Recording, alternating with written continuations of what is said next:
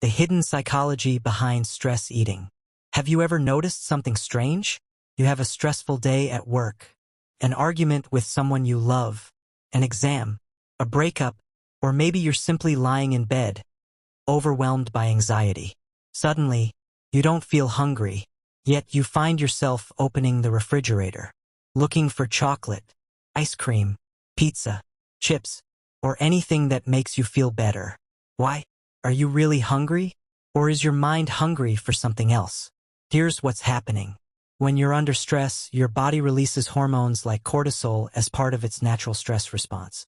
Your brain isn't trying to make your life harder. It's trying to protect you. And one of the quickest ways your brain knows to feel better is to seek something rewarding. For many people, that's food.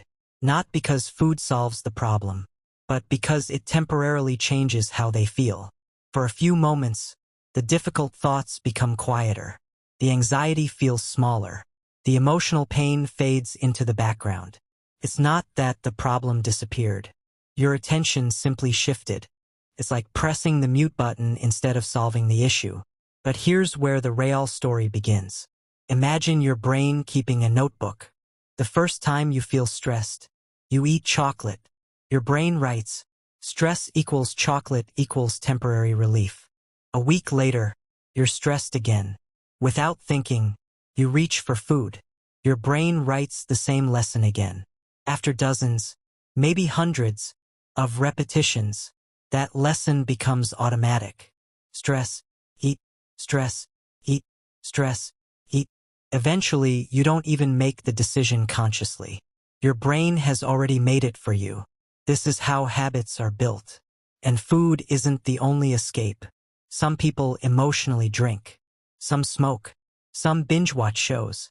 Some endlessly scroll social media. Some gamble. Some watch pornography. The behavior changes. But the psychology is often the same.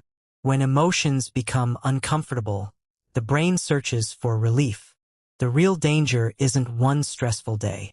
It's repeating the same escape for months or years. Here's the fascinating part. Life changes. The exam ends. The financial problem improves. The heartbreak slowly heals. The stressful job changes. In many cases, the original stress becomes smaller, but the habit remains. Now the brain doesn't wait for a major problem. Even small amounts of stress trigger the same routine.